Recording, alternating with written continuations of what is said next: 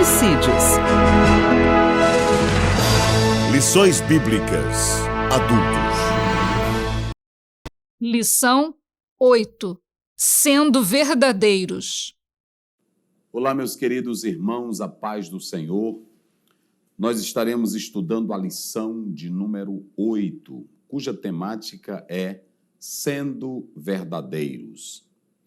O texto áureo diz assim: Bem-aventurado o homem a quem o Senhor não imputa maldade e em cujo espírito não há engano. A verdade prática diz assim: Jesus chamou de hipócritas as pessoas que praticam boas ações, não por compaixão ou outros bons motivos, mas para obter glória diante dos homens. A nossa leitura bíblica em classe está em Mateus, capítulo 6, verso 1 até o verso 4. Ok? Queridos irmãos, mais uma vez nós estaremos tratando sobre essa temática, sendo verdadeiros, que na verdade ela firma-se, ela está assente na passagem bíblica de São Mateus, capítulo 6, 1 a 4. A tonicidade de Cristo nesta passagem é bater de frente contra a hipocrisia, a qual era praticada pelos fariseus e também pelos escribas. E Jesus vai bater de frente com essa temática. Na verdade, o que nós podemos analisar, à luz dessa nossa lição, é que esse homem que tem uma consciência, na verdade, físico-mental, esse homem que é horizontal, esse homem que vive no terreno da carnalidade, que é um ser natural, ele não vai produzir, em essência, aquilo que de fato agrada a Deus, visto que a sua vida percorre apenas o caminho horizontal e não vertical, ou seja, não aponta para cima, não aponta para Deus, de modo que ele é um ser profano. E esse ser horizontal, que tem a vida apenas circunscrita nesse viés humano, tudo o que ele for fazer nesta terra busca os elogios humanos. Aqueles que não têm uma real comunhão com Deus, qualquer ato que ele fizer, qualquer bondade que ele manifestar para com uma pessoa, com certeza ele vai fazer isso na intenção de ser aplaudido pelos homens. E é isso que essa lição quer dizer para nós. Um homem no eu carnal, ele sempre vai buscar a glorificação humana, ele sempre vai trabalhar pelo reconhecimento da parte dos outros. Ele sempre quer uma palavrinha: você é o máximo, você é maravilhoso, você é esplêndido. Ele busca essa apreciação e essa gratidão pelos louvores dos homens. Mas é isso que Jesus Cristo está combatendo aqui. Nós sabemos que esse homem humano, esse homem carnal, ele quer incenso, ele quer louvores, ele quer glória, ele quer aplauso. E quando nós atentamos para Gálatas, capítulo 2, versículo 20, esse eu carnal, esse homem horizontal, ele é suplantado, ele é esmagado pelo espiritual, de modo que tudo que ele for fazer doravante é para o louvor e a glória do nosso Deus Todo-Poderoso. Porque o homem não convertido, ele é extroverso, ele é egocêntrico, ele vive na esteira humana, e tudo que ele faz ou tudo que ele realiza é para esta vida. O apóstolo São Paulo disse que se a nossa vida se limitar apenas a esta, nós somos os mais miseráveis. Assim, quem é nova criatura, quem vive dentro da vontade de Deus, que foi plasmado, trabalhado pelo poder do Espírito Santo, há de evidenciar uma nova postura e uma nova vida em Cristo Jesus.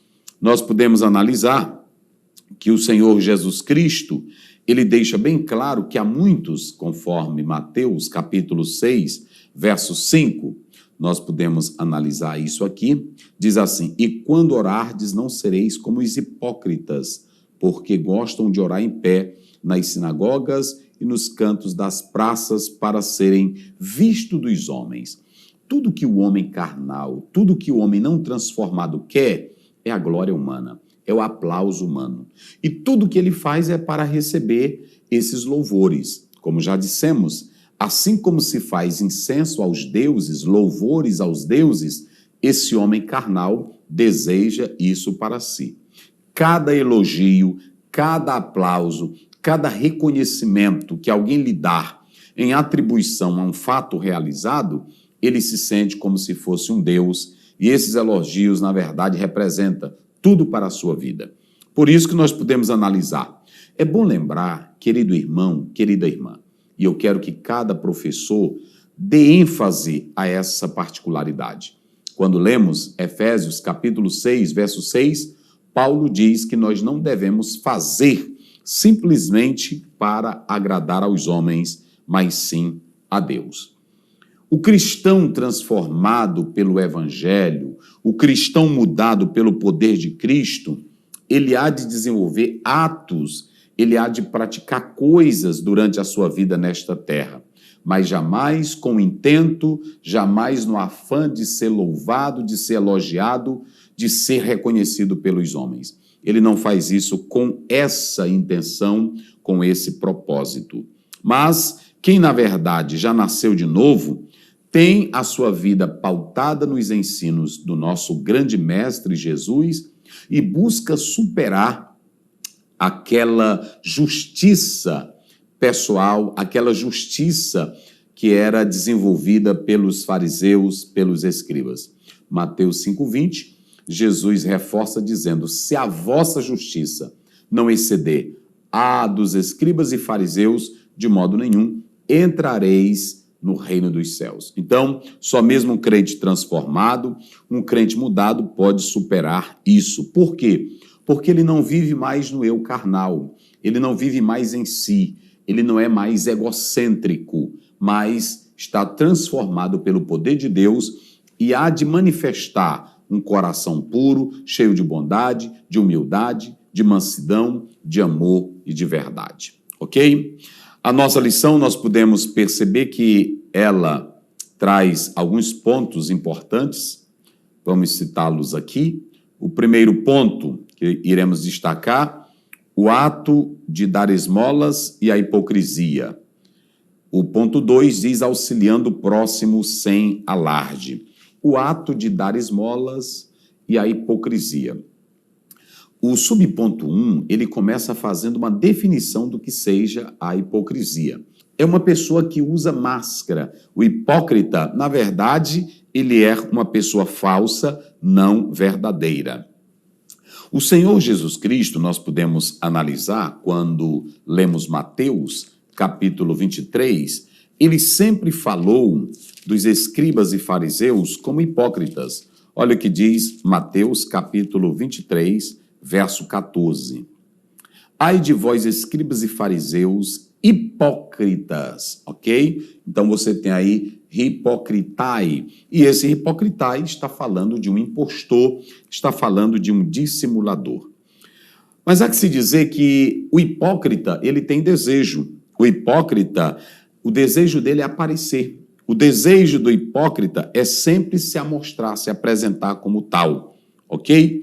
E quando ele se apresenta, o grande problema é que nós não podemos, de imediato, detectar se aquilo que ele está apresentando é a verdade. Pode ser apenas uma farsa, e nós não conhecemos o lado interior do hipócrita. Somente Jesus Cristo, ele tinha esse poder de conhecer o lado interno das pessoas, ou seja, aquilo que as pessoas manifestavam, Jesus já sabia o que estava dentro do coração de cada uma delas. Ao contrário, como nós somos seres finitos, pequenos, limitados, nós só podemos perceber o lado externo, o lado extroverso, e não conhecemos o lado interno.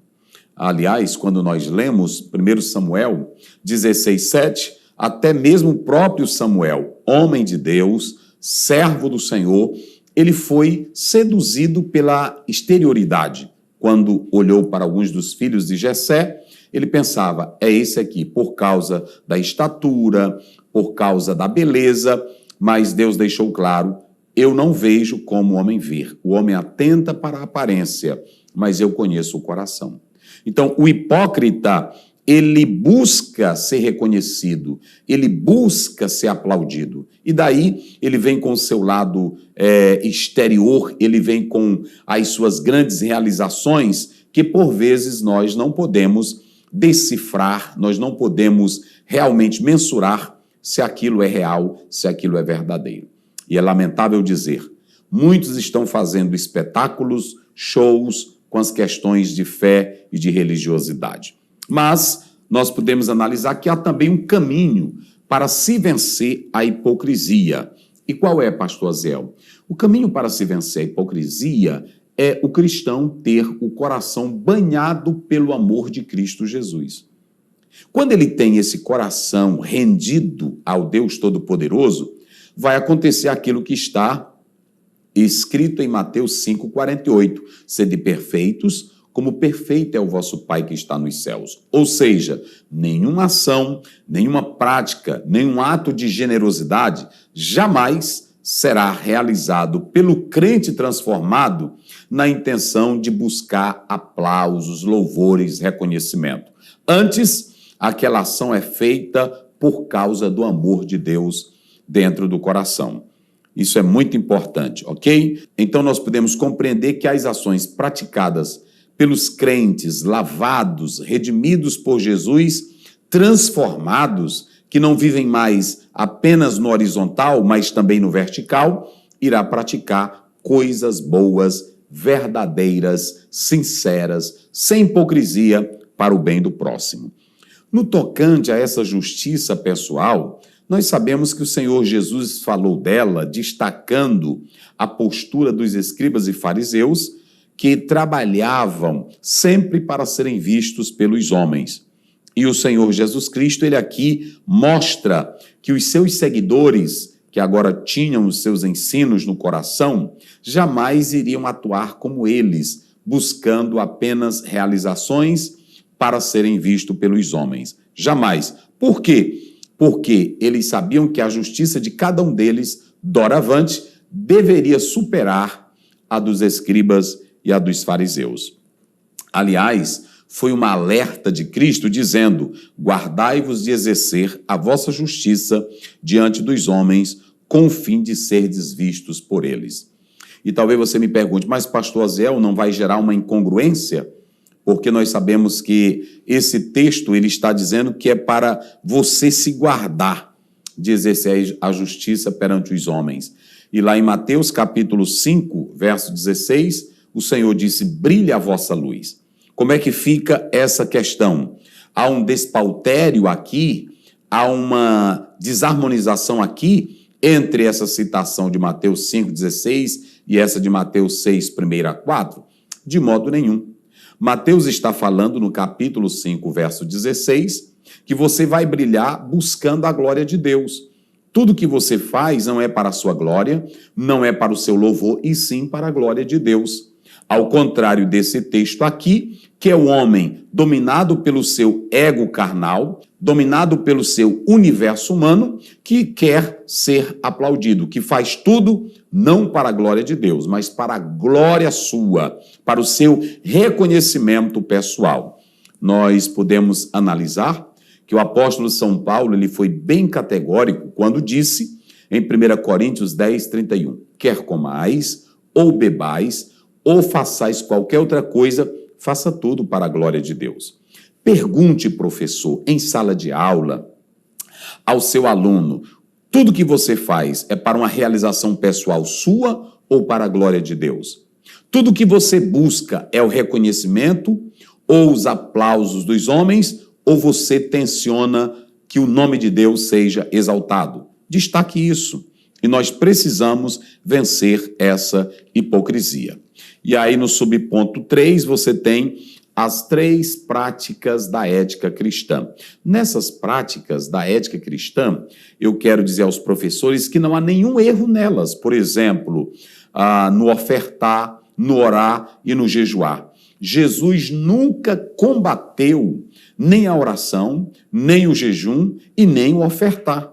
Por quê? Essas práticas, elas têm o seu aspecto histórico desde o Velho Testamento. Jesus não as combateu. Quando ele falava da oferta, estava relacionado aos bens. Quando o Senhor Jesus Cristo falava da oração, estava relacionado ao espírito do homem.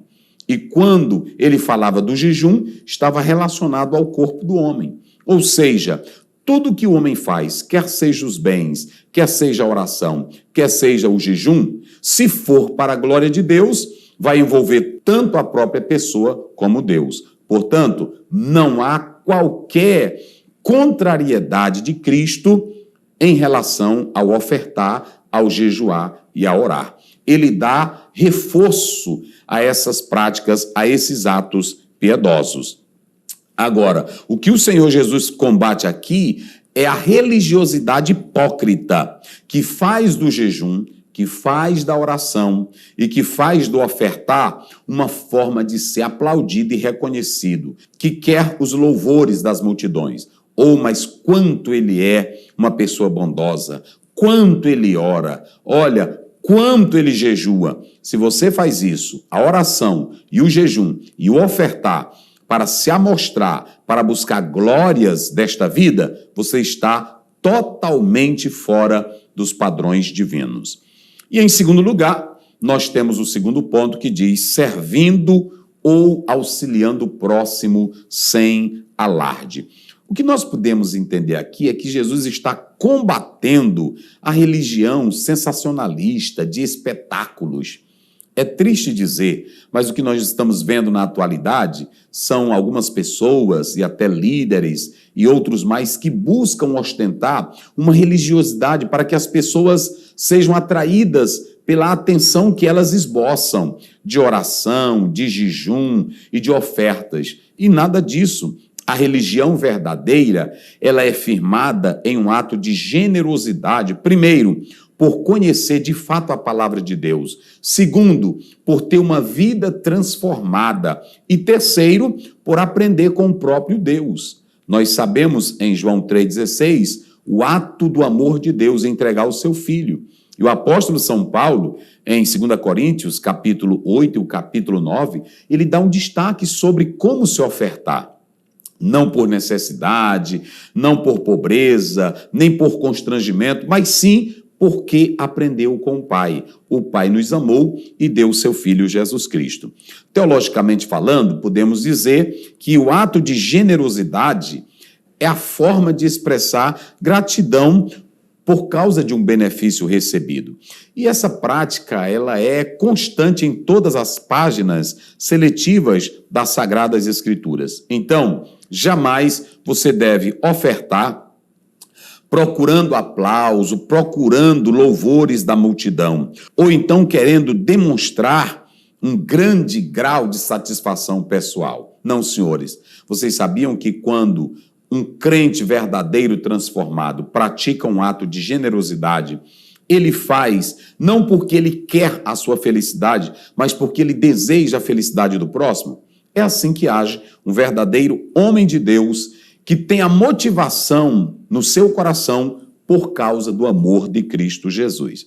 Então a minha pergunta é, o que está no seu coração? O que motiva o teu coração a ofertar? É ser aplaudido? É ser reconhecido pelos homens? Ou você oferta? Ou você é generoso por causa do amor e da bondade de Deus?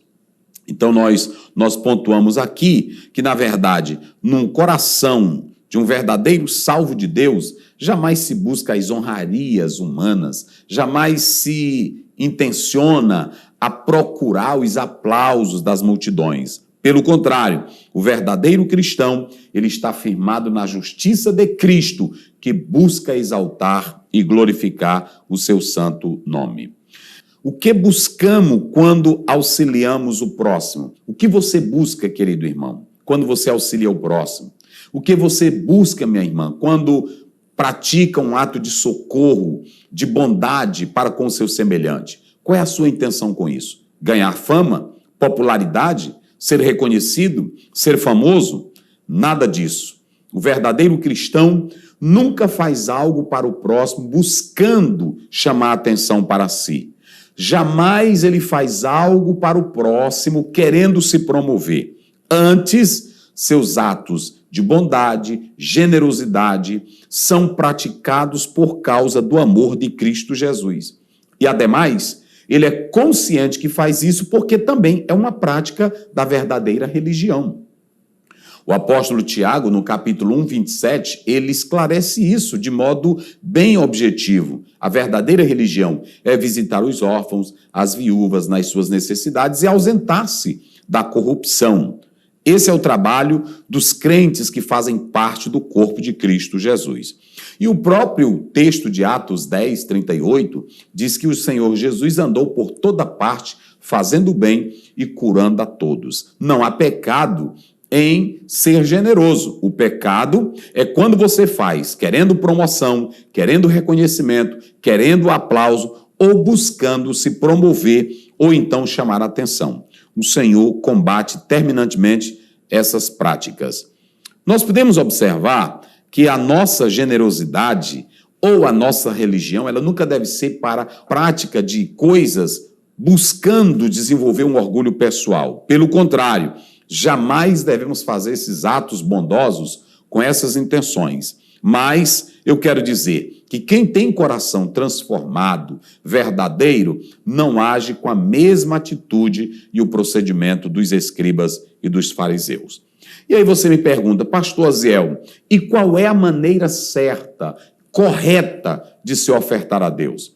Já falamos que essas três práticas, a oração, o ofertar e o jejum, não são coisas erradas e que você pode e deve fazer, mas com o coração movido por Deus. Agora, a primeira coisa, quando você for ofertar segundo a Bíblia, não faça alarde. Você tem um aspecto metafórico que os judeus, quando iam ofertar, eles tocavam trombetas, chamando a atenção de todas aquelas pessoas para dizer assim, olha, ali eles estão ofertando. Você jamais deve ofertar querendo o alarde público, o reconhecimento público. Segundo, você deve ofertar de forma voluntária, não compelido, nem obrigatório, nem para receber aplausos dos homens. É isso que Jesus está fazendo aqui. É isso que Jesus está ensinando para nós aqui. Nós não devemos buscar os louvores das multidões e nem também procurar louvar a nós mesmos, porque às vezes nós somos tentados nesse campo. Quando eu contribuo, quando eu ajudo, eu digo para mim mesmo, veja o quanto eu sou bondoso. Deus tem que me aceitar porque eu sou maravilhoso, eu pratico boas coisas. Isso também já é um pecado. O verdadeiro servo de Deus, ele pratica boas ações sem querer ser visto, sem querer ser aplaudido pelos outros. Vocês sabiam, quando a gente lê Mateus 25, 37 a 39, os justos vão dizer, Senhor, quando foi que te fizemos isto? Aí sim é o procedimento de um verdadeiro homem de Deus, de uma verdadeira mulher de Deus. Então, praticar esse ato sem buscar aplauso, reconhecimento, é o dever de todo crente. Nós vamos encerrar com o ponto 3, Deus contempla o bem que realizamos. O cristão, ele agora tem o ensino de Cristo no seu coração e faz um liame do mesmo com a vida eterna.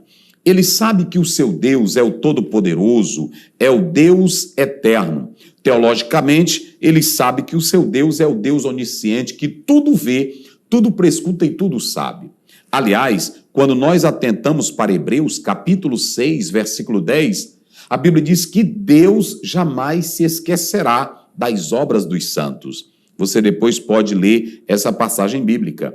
Ele não é injusto para se esquecer das obras dos santos. Então você não deve fazer nada na intenção de ser aplaudido, na intenção de ser reconhecido, na intenção de ser promovido. É lamentável, meus irmãos, mas muitas igrejas, elas estão lotadas de pessoas assim. Querem ser vistas na oração como grandes oradores, deles que fazem questão de dizer, nós oramos, nós jejuamos, nós fazemos assim. Esses atos piedosos, eles podem ser praticados com amor e sinceridade, mas eles devem totalmente serem praticados no secreto, não buscando a glória ou uma realização pessoal, mas sim a glória de Deus.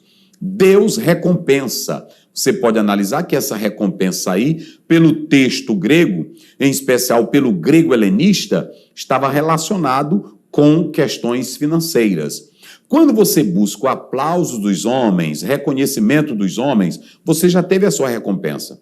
Alguns vão dizer, veja o quanto ele ora, veja o quanto ele ou ela jejua, veja o quanto ele oferta, o quanto ela oferta, quão religioso, quão piedoso ele ou ela é. Dessa forma, você já recebeu essa recompensa. Mas não passa daí. Agora, quando você faz pelo amor de Deus, pela graça de Cristo, dentro do seu coração, então você será recompensado pelo Pai na eternidade. Ensine isso, que Deus nos abençoe para sempre. Amém.